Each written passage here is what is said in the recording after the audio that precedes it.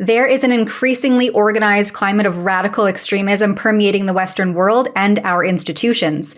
The highly organized radical extremism seen on the far left polices speech, punishes critical thought, and unleashes aggressive, targeted cancellation campaigns on anyone who questions or criticizes modern-day progressive ideas. It's aligned more with fascism, and that is exactly why one Canadian professor has been pushing back and speaking out against what can be referred to as the woke mob. The more you have the decentralization and diffusion of power away from elected government, the stronger these sort of woke forces are. The more you allow bureaucrats to make policy, and of course those bureaucrats are also under pressure from activists, and they're responding to activists who come to their door in academia. They may be drawn from the ranks of former activists. The more you give those people power, the more they're able to run with it. Canadian professor of politics Eric Kaufmann has recently announced his latest course at the University of Buckingham in the United Kingdom.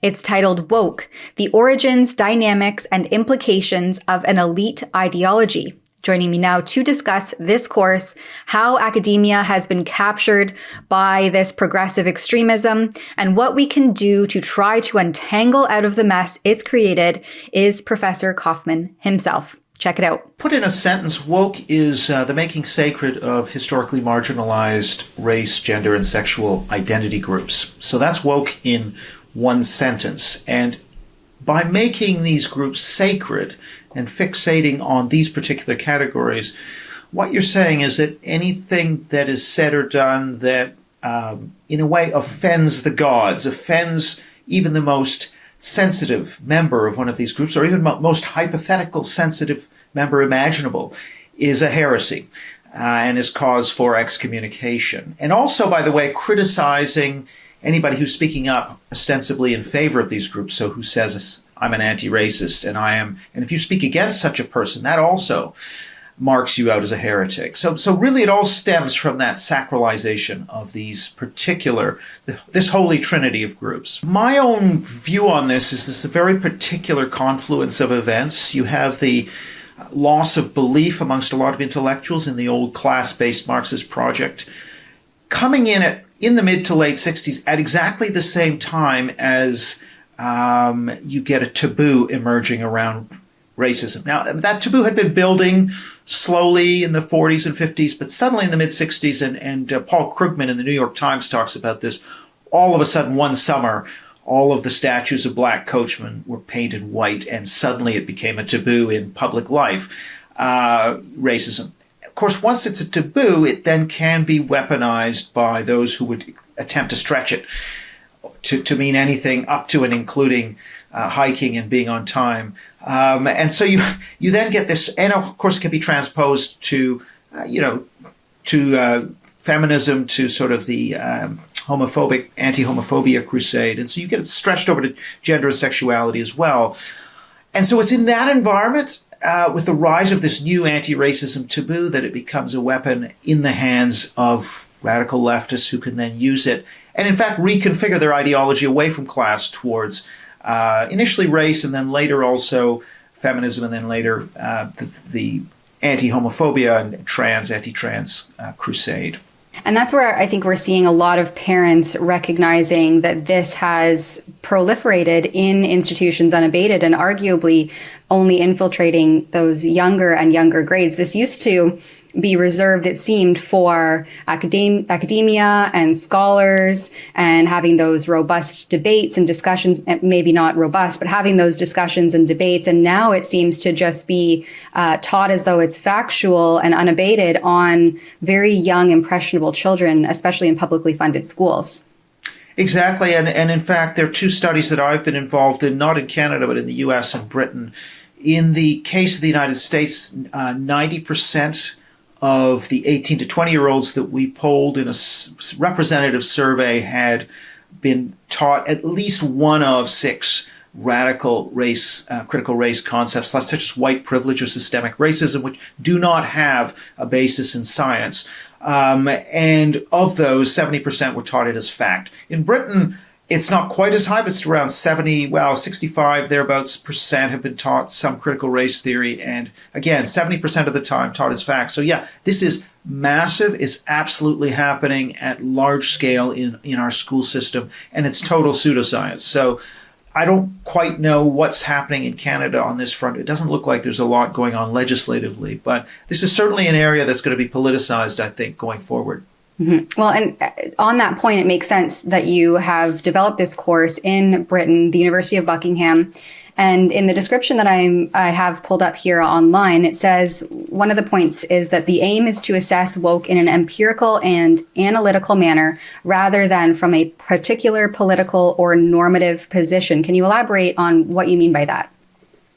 Yeah, I mean, really, I don't want to sort of replicate progressive indoctrination with sort of anti-progressive indoctrination. What I'm trying to do is sort of say, well, we've got tons of attention being paid to major political forces such as national populism, for example, and that's fair enough. I've done a lot of that research myself, but we've also got to be paying attention to other very powerful ideologies, such as, in my view, the cultural left, or specifically wokeness, which was receiving no real attention in academia because it's very uncomfortable for people who essentially share those views and just think that's sort of good behavior and being civilized.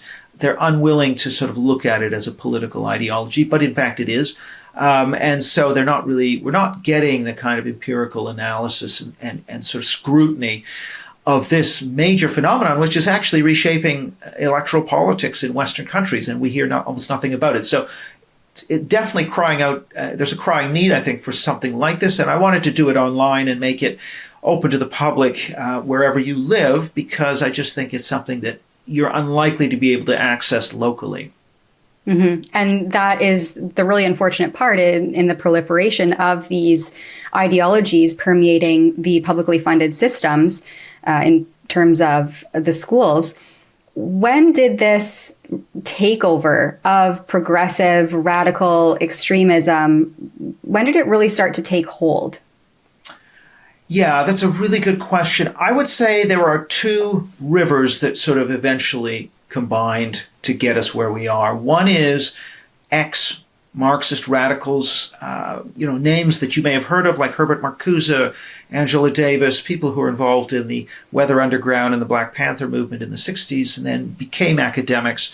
And you can trace, Chris Rufo does a pretty good job of tracing these lines of influence. And Paulo Freire, also this Brazilian Marxist academic. Now that's one stream, but the other stream, which Richard Hanania to some degree talks about, is just this gradual evolution of, well, we want to be nice, and we want to be compassionate, and we feel guilty, and so we want to have a speech code. That starts already in the 70s, but really in force in the late 80s. Political correctness and speech codes, we're going to regulate what you're allowed to talk about on campus. The university, academia is already saturated with these ideas in the 80s and 90s. Then what happens in the 2010s, we get social media and we get a new, more click-driven online media. And those things allow these ideas from academia to spread off campus into the press. And so if you actually look at big data, you see the press mentions of these terms like white privilege and systemic racism suddenly shooting up and converging with the discussion that's already going on in academia in the mid-2010s, the so-called Great Awakening, to paraphrase. It's a term coined by Matthew Iglesias of Vox. So yeah, that is sort of the period that we're in now, is this sort of hyper-politicized media. Once it's in the press, it's then also in pop culture and sports, and gets into the school system. It gets everywhere on social media, and so it kind of reaches just a lot more people. Used to just be a few radical academics, but now it's widespread. The more you have the decentralization and diffusion of power away from elected government, the stronger these sort of woke forces are. The more you allow bureaucrats to make policy. And of course, those bureaucrats are also under pressure from activists, and they're responding to activists who come to their door in academia. They may be drawn from the ranks of former activists. The more you give those people power, the more they're able to run with it. Now, of course, in the United States, as we've seen, something like affirmative action has been stopped, at least legally stopped in the courts, whereas in Canada, the Charter of Rights and the way the courts have interpreted that has given a green light to racial discrimination against, say, white or perhaps white and Asian people. That's a failure in the courts. We don't see that failure in Britain as much. We don't see that failure in the United States. But in Canada, it looks like the courts have succumbed to judicial activism as well. The other thing I should say is that the executive, the politicians in the US and Britain have been more proactive in at least pushing back somewhat on this kind of activity. And that's a difference, too, from Canada. Where do we go from here, and what has the response or the feedback been on the development of this course? Well, I think the feedback's been great, and I've had a lot of people signing up, contacting me to sign up. So anyone's eligible to email me to register interest, and then we will get you signed up. That's one thing. There's been great coverage and a lot of excellent feedback in the press.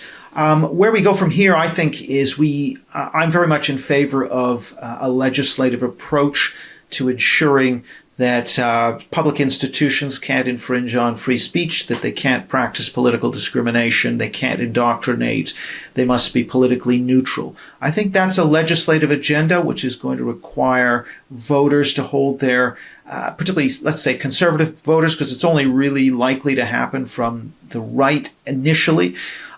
Those voters have to make sure their politicians are carrying out policies that are going to sort of rein in the administrative state and be sure that they deliver on that. And so whether it be critical race theory in schools, whether it be academic freedom in universities, that's something that governments can do a lot about if they put their minds to it.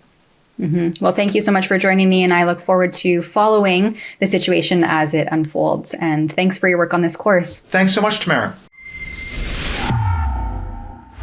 The infiltration of racial and gender ideologies in Canadian schools is exactly why we have launched a petition and email blast campaign at stopclassroomgrooming.com. The proliferation of sexually deviant content found in elementary and high schools all across the country under the guise of diversity, inclusivity, and equity policies has many parents concerned that their children's innocence is being compromised at the altar of radically progressive ideology. To support our work and check out our reports on this topic, please head over to stopclassroomgrooming.com. Thanks for your support.